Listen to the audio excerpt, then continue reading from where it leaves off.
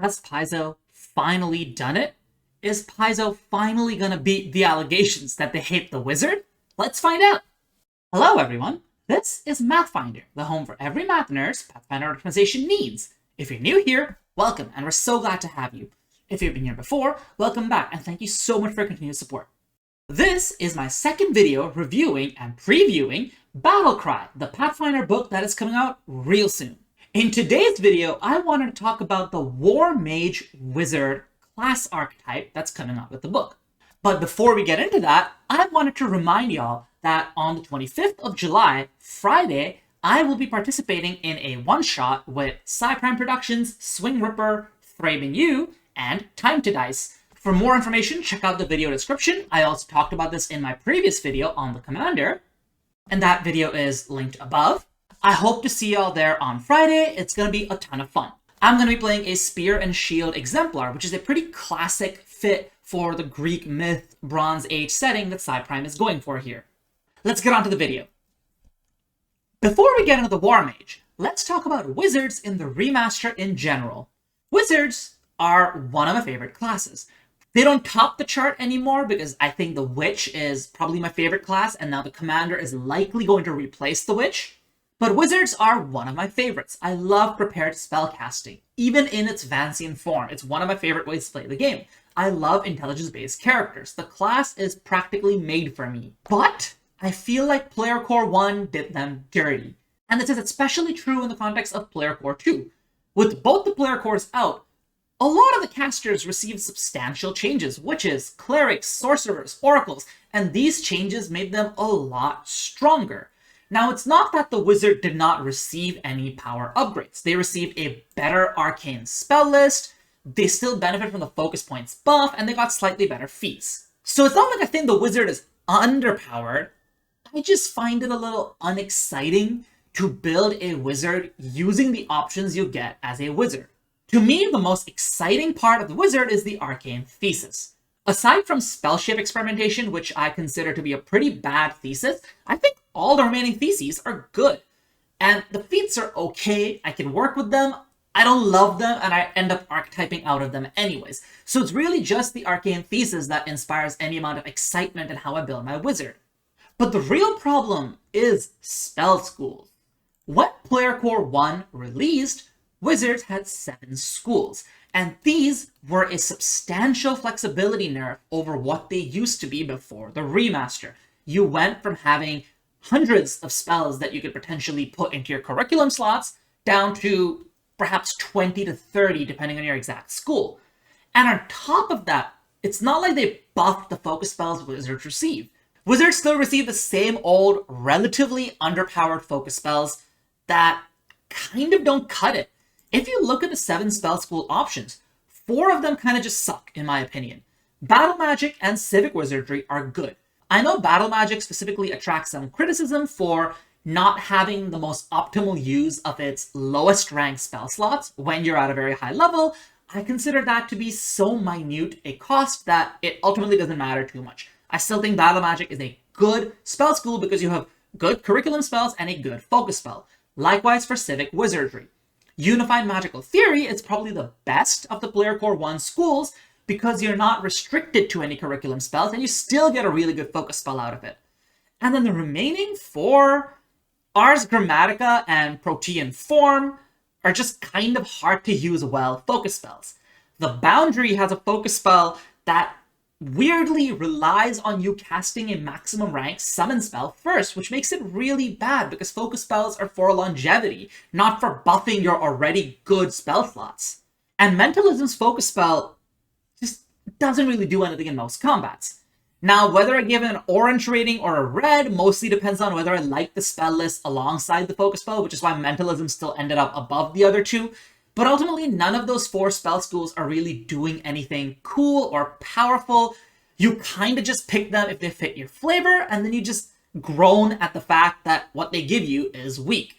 You will almost definitely end up archetyping out of Wizard so that you can pick up something useful to do with your focus points, because what these schools give you really isn't it. But these new spell schools came with a promise.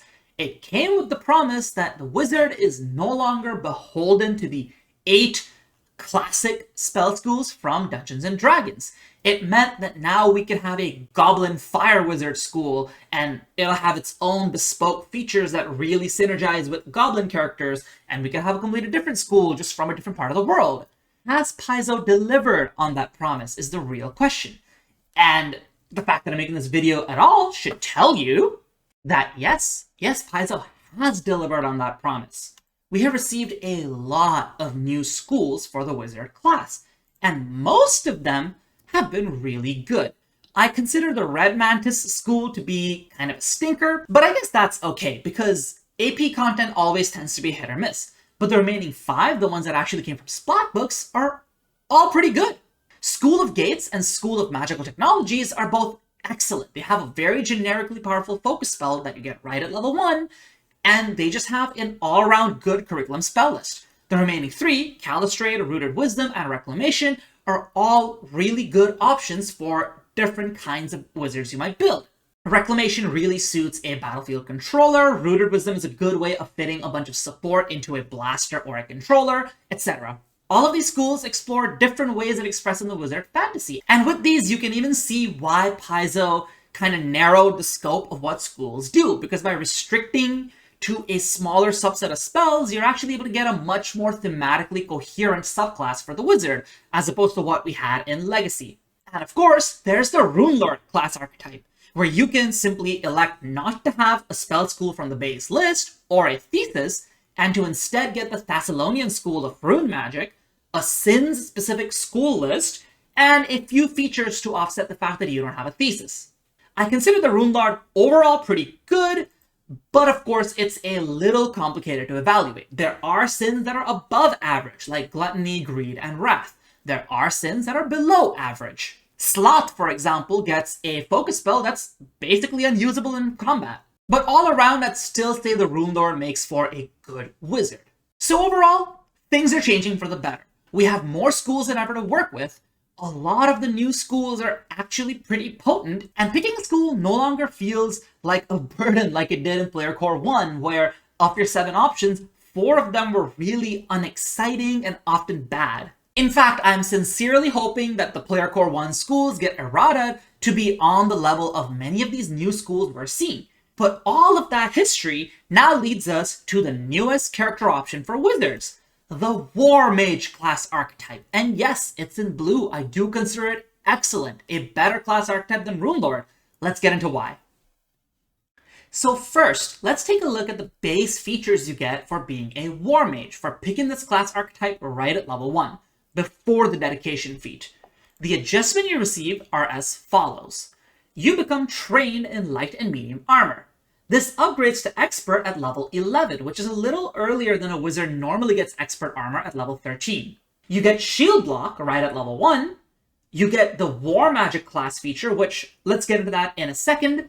You're locked into the school of battle magic, so this is not a negative or positive trade-off. You're not gaining anything here, you're not losing your school here, you're just locked into a specific school that kind of already made sense for you. And of course, you have martial weapon proficiency. What do you lose in exchange for these? You lose Arcane Bond and you lose Arcane Thesis.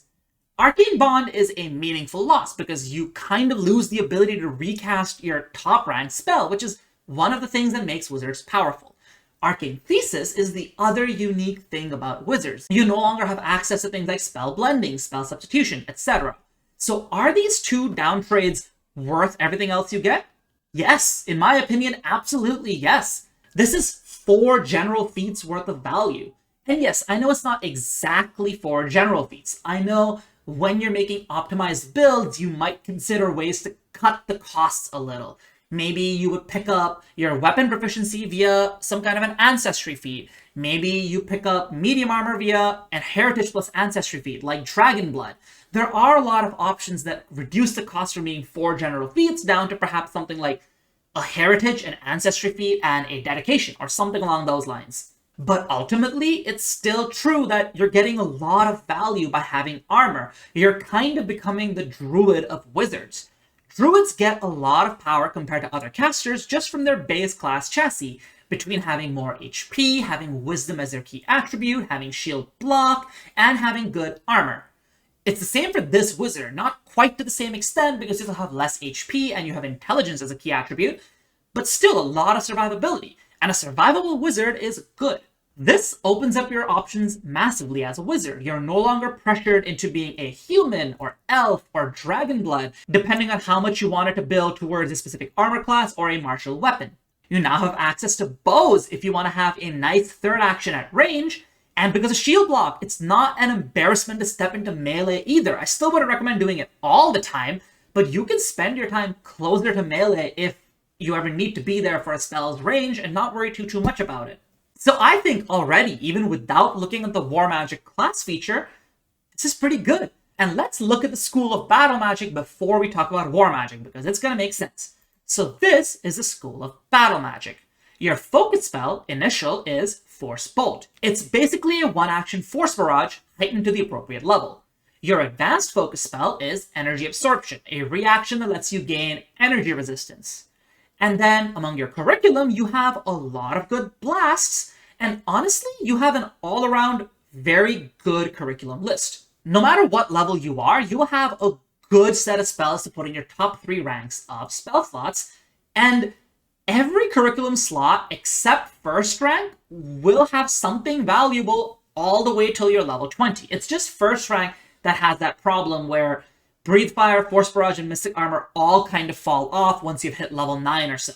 So overall, I think the Battle Magic School is great, and I think the War Mage adjustments make you pretty tanky and fill out the fantasy that you're trying to go for with the War Mage. Now, what is the War Magic class feature? War Magic basically says that you can use a free action to swap any of your spell slots into Sure Strike, if you would prefer. This is honestly an excellent feature. First, this solves the problem of your curriculum slots sometimes being dead, and in general, it solves the problem of a prepared spellcaster having dead slots that were just poorly prepared. Even with the nerf, Sure Strike is a good spell to have on hand. You're going to use it sometimes to boost something like Horizon Thundersphere. And second, one of the biggest problems with Sure Strike as a wizard, or any prepared spellcaster really, is that you cannot predict how many times in a day you'll need it. You might prepare 3 castings and only need 1. You might prepare 2 castings and wish you had 4. That is never going to be a problem for you, because you should simply never prepare it. Just swap into it as a free action whenever needed, because you can do it literally whenever you want to. So combined with all the survivability adjustments, having martial weapon proficiency, and then having on-the-fly spell substitution for Sure Strike, alongside Battle Magic's solid list of spells and focus spells, I think the War Mage is an excellent option for the wizard, and it's well worth the trade-off of losing 1 top-rank slot, if you look at the Arcane Bonds value like that, and your Arcane Thesis. But that's a lot of talk about the baseline features. What else does this archetype give you? The real juice of an archetype is often the feats it gives you, not just the baseline adjustments. So first, right off the bat, the dedication's gonna hit us with a banger of a feat. Anytime you use a non-cantrip spell that deals damage in an area, so all your fireballs, ignite fireworks, anything really that deals damage in an area, you can choose a number of targets who failed their saving throw up to your intelligence modifier, so 4 at this level and up to 7 by level 20, and you can move them 10 feet in any direction. This even lets you move larger creatures than medium, it just costs more of your uses. But this is still just an amazing feature. When you throw out an area damage spell, even if you had just 3 or 4 targets, it's very likely that 1 or more of them are going to fail. And when they do, just randomly moving them and then them having to spend actions to close up, or not being able to threaten party members with their reactions, or not being able to flank party members, all of these are just so good. And notably, you can use this to combo spells into one another. For example, if you already have a Cinder Swarm on one target, you can fireball the whole group of targets, and depending on who failed, you might pull them into a tighter formation, and now Cinder Swarm will just hit more targets. Forced movement is excellent, and forced movement that is so permissive and so free is even more powerful. You also gain the additional lore skill feat for Warfare lore, which is sort of a ribbon, because it's not like you're recall knowledging with this feat the way commanders do, but it's still a nice lore to have if you pick the War Mage for an appropriate campaign The lore will come up. Lore skills do come up if you make sure to metagame a little by bringing a character that is appropriate to the campaign you're playing in. And this also unlocks a few follow-up feats. For example, the Battle Planner skill feat, which can be a good way of modifying your initiative if you have Warfare lore. Then at level 6, there's the Intimidating Spell shape. And good lord, this is such a good spell shape. It's a 1-action spell shape that takes the next area damage spell, like a Fireball, and make it frighten enemies who failed or crit failed their saving throw. Now remember, this Fireball was already going to move enemies who failed or crit failed their saving throw. Now they're also getting frightened. So every single blasting spell you get is going to have a little bit of crowd control attached to it at level 2, and a nice little debuff attached to it at level 6. This vertical increase in power is going to make you a really good all-round blaster, where all you're really doing is casting blasting spells, but they're just doing a bunch of other riders along the way. And finally, I wanted to highlight this level 8 feat, Shielding Formation. This feat gives you this class archetype's advanced school spell, but notably, this is not mutually exclusive with the School of Battle Magic's advanced school spell. So this is the first wizard we've seen that can innately have 3 focus points without archetyping into another class or just another archetype. It's shocking that it's taken this long for us to get a wizard that can get 3 focus points without external help, but here we are. Anyways, this is also just a good focus spell. I'm not highlighting this just because it gives you a 3rd focus point, because by level 8, you can archetype into some other archetype for that if you wanted. Why I'm really highlighting this is because it's just a good focus spell. For 2 actions, you create a 30-foot emanation where all of your friends constantly have the shield cantrip cast on them. And as a free action, they can shield block with it. For you to do it costs a reaction, but for your friends to do it does not. That's just a free action. This is quite simply an excellent defensive focus spell. This is what the Ars Grammatica initial focus spell wishes it could be. There are other feats in this archetype. I have not gone through every single one of them for this video, and they're all varying levels of good, but these 3 are the ones I wanted to highlight. I also wanted to give an honorable mention to the Siege Ritualist feat.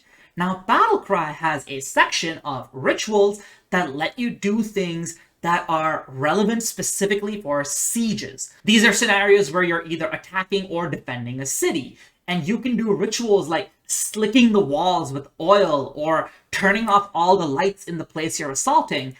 Honestly, a great mix of really flavorful and thematic things. You probably wouldn't pick this feat unless you knew you were going to be in some siege-like scenarios in your campaign. If you're in such a campaign, boy, you'd have so much fun picking those rituals, and the War Mage Class Archetype is a great way to be doing so. And of course, no talk of Wizard is complete without thinking of Arcane spells.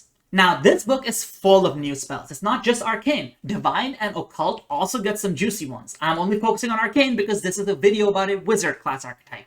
And boy, there are some good spells. So let's start off with a banger. At 10th rank, we have Conquering Soldiers. Now, the reason I wanted to highlight this 10th rank spell is because 10th rank spells kind of suck. Like, when I think off the top of my head, which 10th rank spells do I find particularly impressive? What do I think is worth using your capstone feature that you get to use once a day? There's Manifestation, there's Shadow Army, and there's Mystic Armor. Because I genuinely think that using Mystic Armor to save yourself several tens of thousands of gold that you would have spent on runes is better than a lot of what you could do with 10th rank spells like Fated Confrontation or Avatar or Nature Incarnate or whatever else. So overall, 10th rank spells are a rough spot in the game for me, and this is a new spell that helps going towards fixing that, at least for Arcane and Divine spellcasters. So first, this is an Incarnate spell. Incarnate spells summon a creature or swarm of creatures in a gargantuan size that then creates an emanation on arrival and then departure.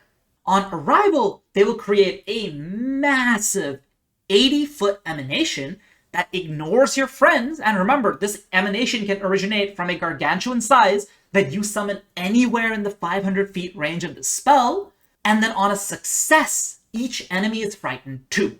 On a failure, frightened 3, and they take a bunch of mental damage. On a critical failure, double that damage, and they're frightened 4 and fleeing for 1 round. Given the sheer number of targets you will hit, you're virtually guaranteed to see a failure, and most likely going to see a critical failure too. So this is just an amazing spell. It just, on its arrival, debuffs anyone who didn't immediately start fleeing or get severely damaged and debuffed.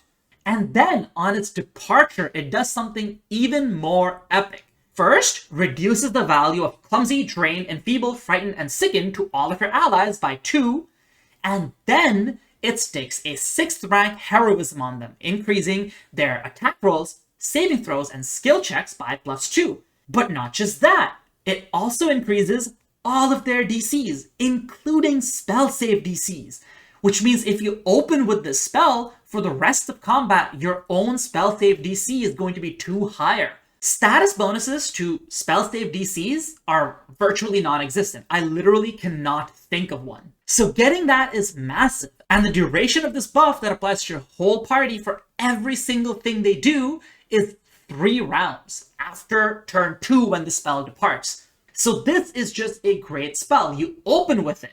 It divides and conquers the battlefield because a few enemies might be fleeing, the rest are so severely debuffed that you can ignore them. And then on its way out, it applies a buff to your whole party to then mop up the field very easily. This is what a 10th rank spell should look like. I also should mention, this is not the only incarnate spell in this book. There are a bunch of them. I think the lowest rank one is at rank 4. So this book is trying to go out of its way to introduce many different ways of using incarnate spells throughout the ranks so that you're no longer restricted to the few choices we had in the base game currently. I believe the 4th rank version summons a pest swarm, and there's later versions that summon holy armies, skeleton armies, unholy armies. So now there's a whole wide variety of incarnate spells to look forward to. Next, I want to talk about this fun little reaction spell, Helpful Reload. At 2nd rank, all it does is when your friend fires, you use a reaction to help them reload. So at a baseline, this is just a good spell to have because it's just using a reaction to give your friend back an action. Pretty efficient. And then as it heightens, it gets slowly better. First, it buffs their next strike with the weapon.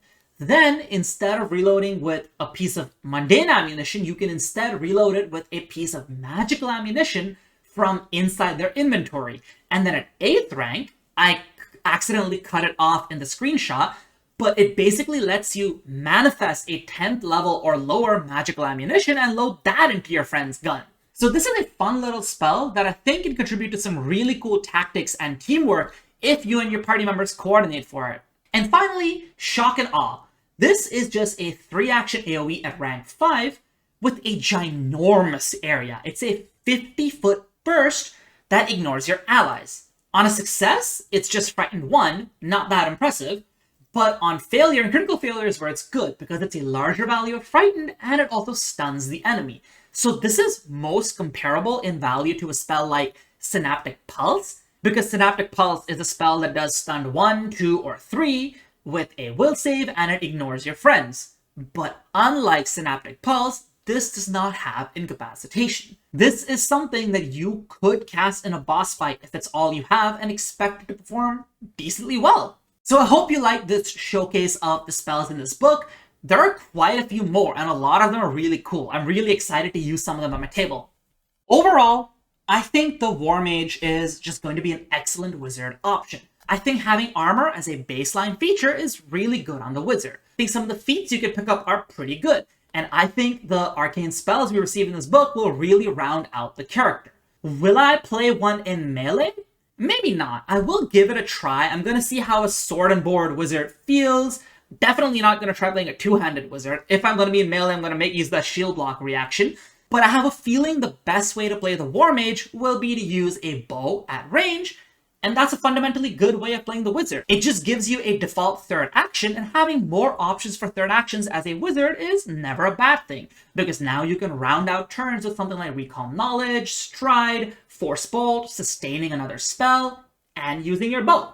So I have a feeling the best way to play the War Mage will be to use a bow, unfortunately, but if you want to sword and board it up, feel free. This is the class archetype designed to enable it. I hope you're as excited for the War Mage as I am. The next time I play a wizard is definitely going to be with this class archetype. That will be all for today's video, folks. I hope you enjoyed it, and if you did, I hope you like, comment, and subscribe.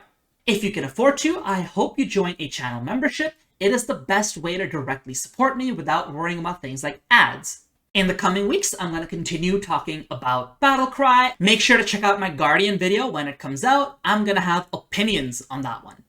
Until next time, Mathfinder out.